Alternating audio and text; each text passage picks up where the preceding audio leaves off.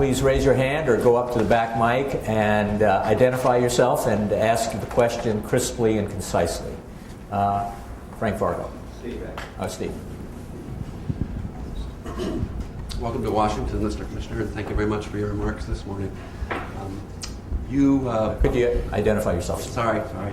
Steve Jacobs with the National Association of Manufacturers. You may have heard, sir, that the manufacturers do not believe that we have... The voice. Yeah. You may have heard, sir, that we do not believe that there is sufficient market access provided in the industrial goods negotiations in the WTO. And in fact, the Peterson Institute and Jeff recently found that the additional market access of the deal on the table would be about $7 billion. Now, I listened very carefully to your comments, and you remarked about how important the emerging economies are to our economic growth, and would like to know if it would be if the European Union could consider greater participation and in helping the United States to achieve greater market access through sectoral agreements in the NAMA negotiations. It's been my impression that in the past the European Union hasn't been particularly enthusiastic about that approach. So I'm just wondering if you can see that that would be another way to provide that additional access. Thank you. The problem is that I really didn't understand your question. I mean, you should speak louder. What is your question? Will the European Union engage with the United States to achieve greater market access in the NAMA negotiations by participation in sectoral agreements and encouraging the emerging markets to participate in those as well? I think there is recently an important change since Toronto.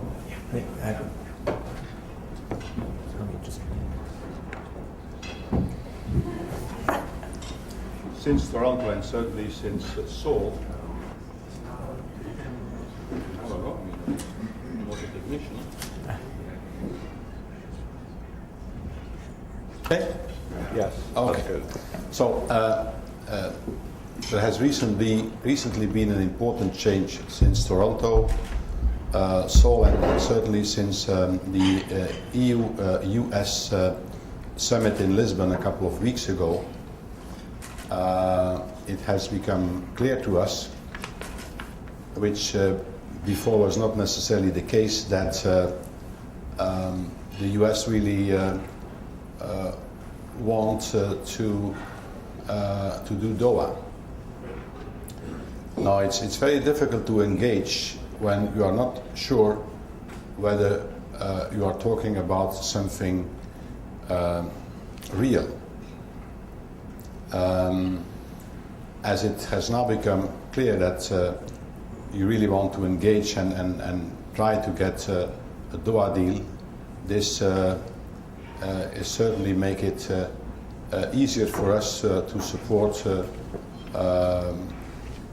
what you claim should change in NAMA, also in services, because we are in fact of the same opinion. It's funny, but there are a lot of people who believe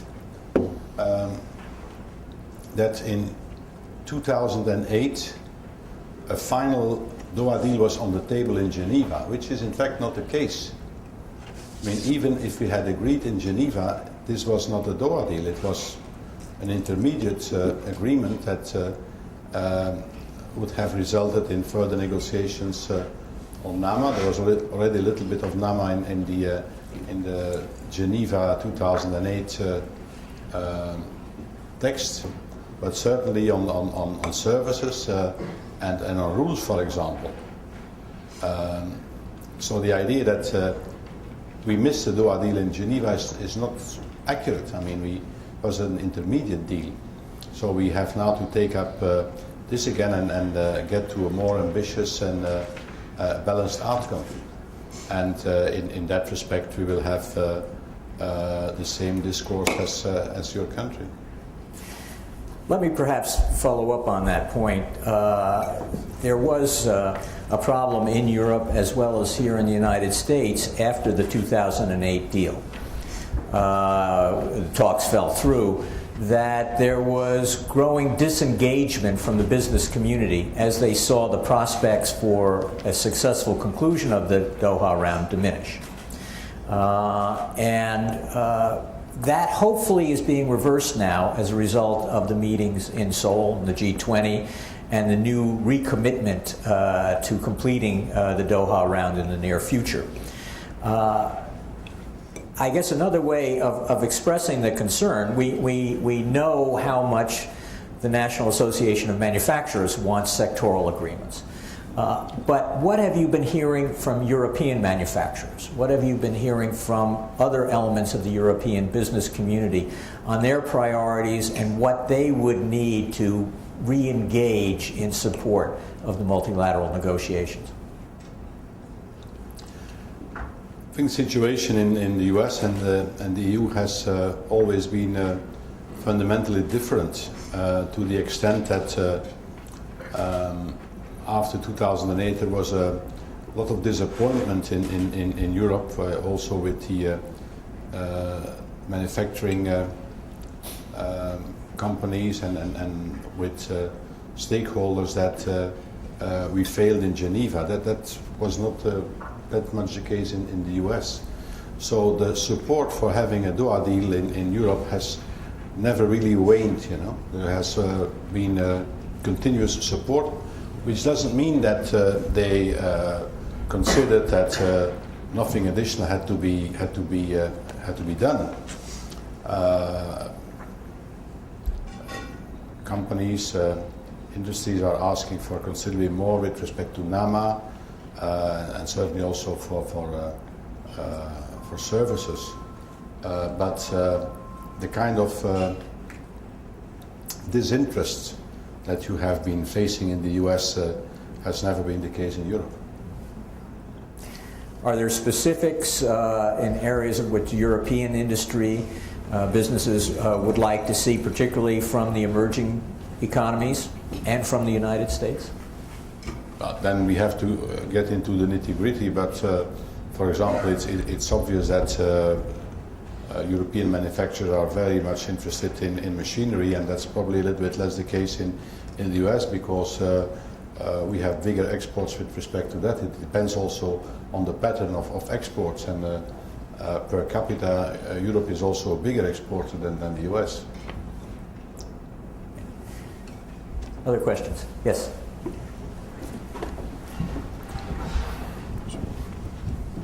Good morning. Alex Simmons, adjunct professor for European Integration and International Economic Institutions, and currently a consultant here in Washington, D.C. Mr. Commissioner, thank you very much for your remarks and for your service and for everything you're doing for the transatlantic relationship. I want to ask a very specific nitty-gritty question. For the Transatlantic European Council, obviously I understand you cannot tell us what you're going to negotiate, exactly the details. But for new products, for example, when I moved to Washington last year, I brought my iPhone, but I had to do all these things. What did you buy? My iPhone. I was discouraged that my provider in Europe I had to pay to actually be able to use it. Well, I had to pay to not be able to use it in the United States. Well, it's a long story, but anyway, I had to pay to not be able to.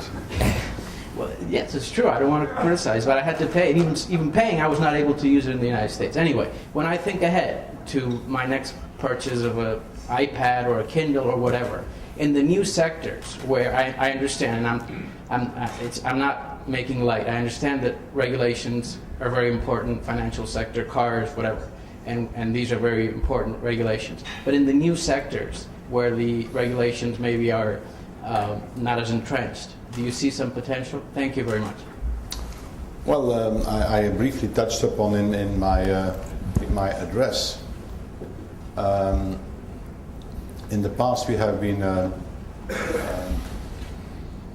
devoting a lot of time to resolve disputes in the tech, and with mixed results. For example, the famous chlorine chicken discussion that lasted for years. And I think one of the important changes is that we would like to focus on forthcoming regulatory issues so that we resolve the matters before they become contentious. And we have several of those subjects on our agenda, for example, on e-health and others. So it would be a much more proactive approach to regulation instead of trying to resolve existing problems. Steve? Steve Beckman. Mr. Commissioner, in describing the strategic review of EU policies, trade policies, you didn't mention global imbalances. So I wonder, given the status you gave the U.S.-EU relationship, I wonder if you'd comment on the large and persistent imbalance that exists between in trade between the United States and the EU. One of the consequences of the United States' large trade imbalance has been a discussion here that's focused on the excessive costs of production with a significant focus on labor costs as a contributing factor to the U.S. deficit. Given that that labor compensation in many of the countries in the EU that have surpluses with the United States are higher than in the U.S., I wonder if you'd comment on your assessment of why the imbalance continues to be so large and persistent between the EU and the United States. Well, our global trading balance is in balance. It's in equilibrium. So we have no trade deficits taken globally. We have an important trade deficit with China, which is smaller than yours, but by far too big. Huh? But globally speaking, we have a balance. Why this is the case, although our labor cost is certainly not lower than yours in the US. I think it has to see also with the segments of trade you are active in. We have recently become some member states, not all of them, but some of them have become very active in sectors where they have the lead and where the price element is sometimes less important. A good example is, I think, German machinery. No? German machinery is not the cheapest you can get, but it's probably one of the better. Huh? So we are not performing that badly. I think we should also take care that I'm going to say something controversial, but everybody is speaking about level playing fields. If there were a perfect level playing field, you would never have an expansion of trade. You would never have that. You would not have take off of countries in a perfect equilibrium, in a perfect level playing field. But it's of course about mastering that level playing field in a way that it's creating chances on both sides, and then that's certainly not an easy one. Now, having said this, I think the US and the EU have the same problem with China. You also have a huge deficit. Their growth model is very much export oriented. We would like them to switch as soon as possible to another growth model and inspire them to do so. I think they, in the end, will be forced to do so. And I also believe that they are going to reevaluate their currency over time, but there's a good chance that they try to take their time to do that as well. So this is a process where we have, I think, the same aims, but I'm a little bit more skeptical than others about the pace that all this will happen. Now, I have the advantage of not being an economic schooler, so I can afford to be mistaken. In Washington, we all can afford to be mistaken because it happens to us at least once in our careers, if not more. Howard. I'm Howard Rosen here at the Peterson Institute. I'm just wondering if there are any indicators or thresholds that we should be looking for that would signify that the Doha round is officially dead. For example, if we don't get any progress by the end of this year, or if certain countries don't come to the table or present something on a certain issue. Are there certain indicators that we should be looking for so that we can then measure and because it does seem that we've kind of put off doing anything new, so that we can kind of end this chapter and begin thinking about the next chapter. If we want to get a deal done, then we will certainly need a lot of political will. And I would say that recently there is obviously more political will, and certainly not only in the US, but I would say also in some other important stakeholders. It's not because they don't show it openly that it is not there, you know. Now, other parameters. Ever since 2008, there was talk about window of opportunity to get the deal done. Now, politics is a kind of art where you have always a lot of talk about windows of opportunity. There are certain topics in politics. You could build a very huge building with windows of opportunity in it. So we have to take care of that. But I truly believe that if we do not manage to get the deal done next year, which practically means that we should have the modalities by summer holidays, then there is a very big chance or risk that a draw deal will never be done, and that a lot of stakeholders will switch to another chapter.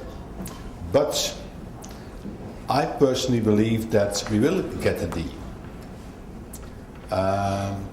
And I believe this because also the certain emerging countries have an increasing interest, I believe, in getting a deal done. And as I just said, they are not going to say this openly, but they have. I mean, if you look at the parameters of their economy, at the problems that they are facing, one of the solutions to that is certainly a Doha deal that could fit us. So I'm not that pessimistic about it. Now, I don't know what exactly the meaning of your question is with respect to specific problems with emerging countries. We will, of course, need more ambition in NAMA and services. But what is really essential, I think, to get a deal is that you have some important stakeholders that come to the conclusion we have to do this, you know. And politics is are not always rational. There's always a portion of irrational in politics, and sometimes I believe that it's very difficult to have politics that could be completely rational, you know. So I think that the omens are not too bad. I have to add to that. And let me try to push you a little further on this point. I think your comments on the timing are correct. That if there isn't a breakthrough early on, there just isn't enough time to do the work before the window of opportunity probably closes for political reasons and electoral cycles in 2012. And so it is important for the major trading nations, both developed and developing, to make the steps to lead to what you call a better and more ambitious deal. But who leads that process? If you go to Geneva, even if you were in Seoul for the G20, there was a feeling that the major trading nations and the leaders of the world trading system, the United States and the European Union, need to take the lead. And but your point is equally valid that it's very hard to sustain that initiative unless it is immediately joined by China, Brazil, India, and a few other major trading countries. How does that process get unblocked? How do you get out of the rut that you've been in for 2 years?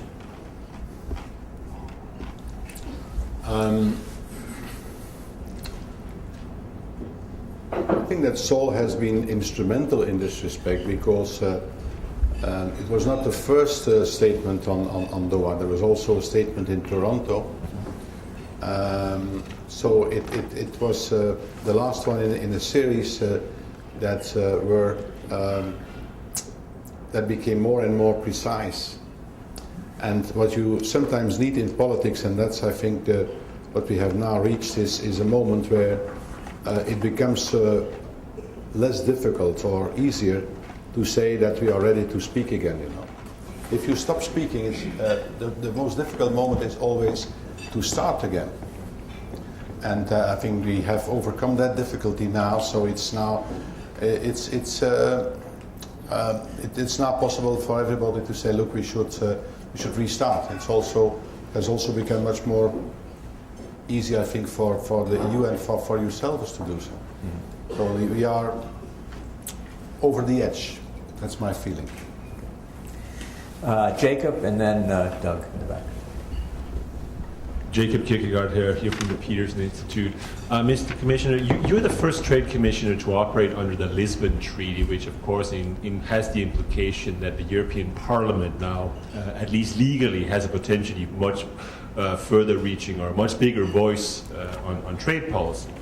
And I was wondering if you could just describe your relationship with the Parliament so far in this process. And I'm thinking particularly as we look to force the tech with these types of tough regulatory issues, some of which are tough convergence issues, some of which, I mean, you could take GM foods and others, you could expect there to be considerable popular appeal in the European Parliament.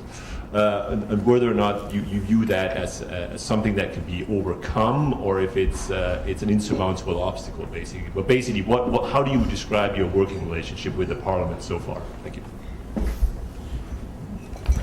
Well, indeed, the European Parliament has become much more important, not only in trade, but as far as I'm concerned, certainly in trade, because on the one hand, all trade legislation has to be adopted by co-decision, so between Parliament and Council, largely with the same system that you have in the US, when one of the two chambers, quote unquote, do not agree with the other, then you have a kind of a conciliation committee, and out of which comes a text, and then that has to be agreed by both Parliament and Council.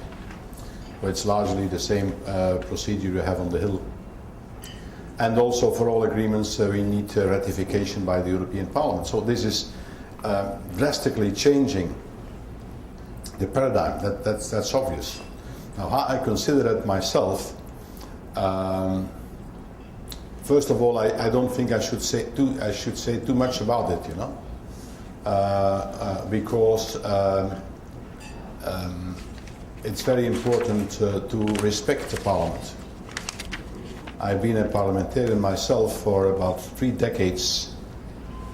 I was a member of the European Parliament for 15 years, between 79 and 94. So I know a little bit the environment. As far as I can see it now, there is no anti-trade sentiment in the European Parliament, but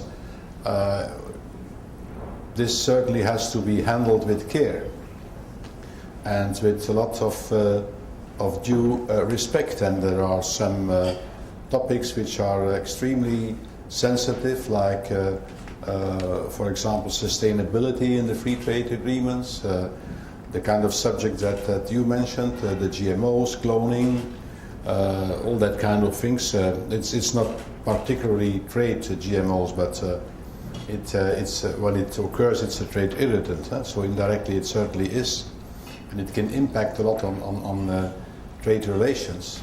So this is a completely new situation that has to be handled with a lot of care. And I must say that I invest quite a big portion of my time in working with the European Parliament. Yes. Doug. Hi, Commissioner. I'm Doug Palmer with Reuters. I just wanted to pick up on a point that you made in your speech when you were talking about public procurement, and you were saying how open the European Union public procurement market is to some other markets, and then you closed that section by saying that it gives the EU very little leverage to negotiate public procurement openings, and that is why Commissioner Barnier and yourself will propose an instrument to encourage our partners to be as open as we are. It sounded slightly ominous. I just wondered if you could elaborate on what sort of instrument you're talking about there. Is it something that you would take back some of your openness if other countries are not reciprocating? Well, the idea is that you can look at it from a positive or a negative point of view. The negative point would be that if they do not open their markets, then we could eventually reduce our own openness. Yeah? But I would rather look at it from the positive way, positive side, and using it as a leverage to get more open markets. The exact way the tool will be constructed is still under discussion, so I do not want to elaborate on that, but in any case the idea would be to use this much more in a positive than in a negative way.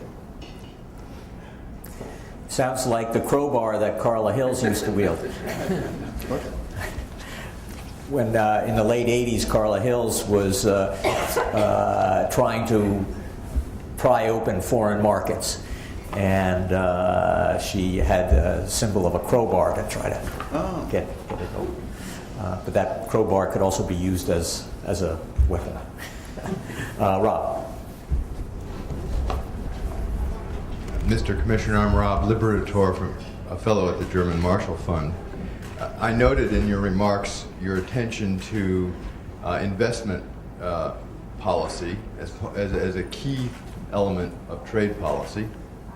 And you noted correctly that investment restrictions are frequently used to transfer technology, transfer intellectual property, and in fact stand up your competition in a market that won't let you enter without a joint venture. And you further noted that with Canada, India, and Singapore in your FTAs, you want to weave that investment policy in, which I applaud. Can you imagine or foresee a multilateral investment regime anytime soon?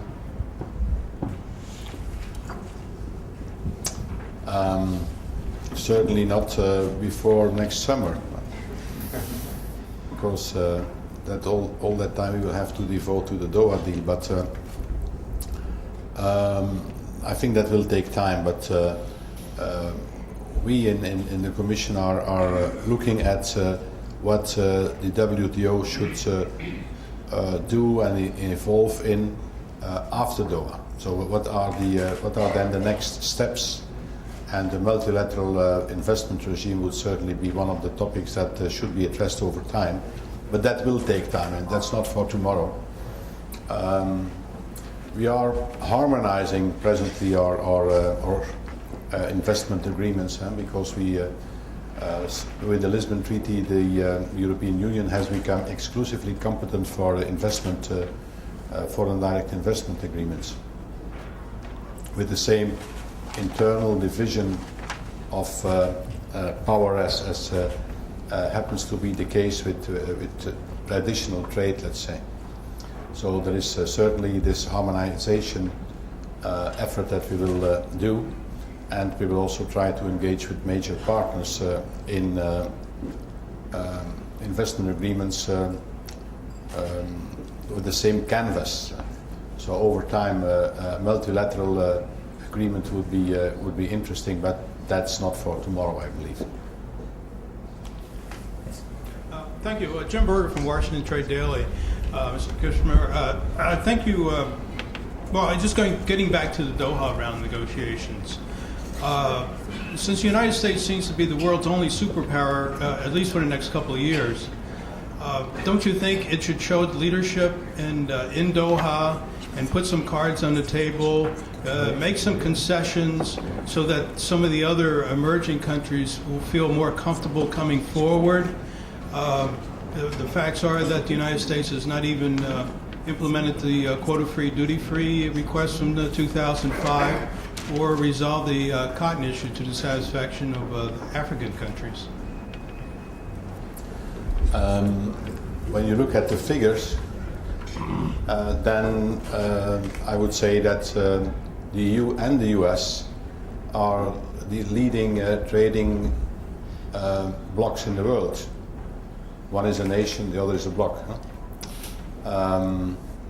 So I think we have a special responsibility to foster the Doha round, and we will certainly work together in that respect. Yes. Sam Gilston with Washington Tariff and Trade Letter. One of the major disputes between the U.S. and Europe is commercial aircraft. The fights you have at the WTO over Airbus and Boeing. What progress are you making in trying to get the U.S. to negotiate a treaty or agreement that would take the case out of the WTO and end up in a bilateral or multilateral new aircraft agreement on subsidies? And is that an item that's going to be on the agenda this week when you meet with the Transatlantic Council? This is not on our agenda this week.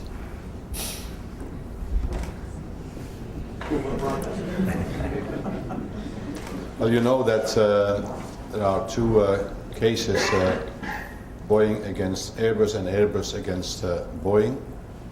I think we will have a clearer view on the case once in both cases there is a final decision by the panels. As far as I can see it now on the outcome of the panels up to now, we are obviously both to be blamed.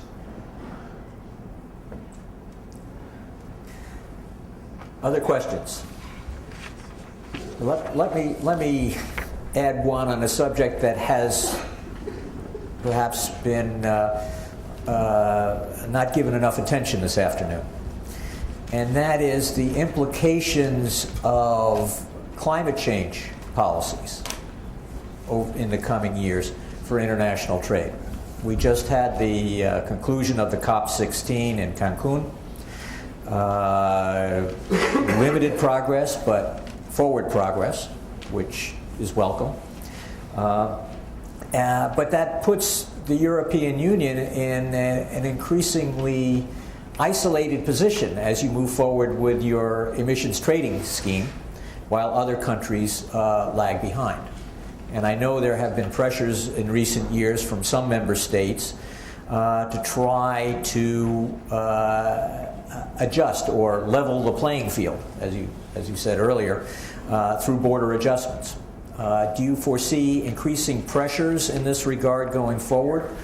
Do you think this is something that needs to be on the transatlantic agenda, since a lot of the French invective has been directed against the United States? Or are there other means of trying to deal with this evolving problem?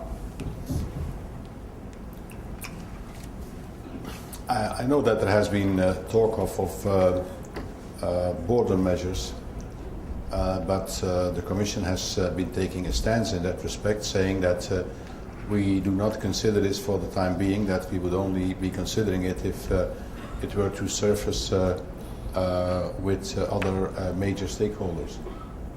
And that happens also to be my opinion. I think we have to be very careful with these border measures, because we are in a very sensitive period, and we should avoid that we give impetus to a possible trade war. So I'm very skeptical about this, but that at this moment in time is also the position of the European Commission. Well, it's one that I applaud. I guess the question would be, would it be useful to try to develop some preemptive actions or guidelines that sort of inform policy formulation process, so that you don't suddenly have a piece of legislation in the Congress that says we're going to impose import restrictions against carbon dirty imports? I don't think that that presently the moment is very fortunate to do so. So that would be on the post-Doha agenda? It's not presently on the agenda, Okay. and certainly not on mine. That's a clear, Jacob. I think we should wind up. If I could just sneak in another question. You mentioned that you'd like to introduce investment issues into the EU's bilateral trade framework, which I guess you could say sort of mode 3. My question would then be, what about mode 4?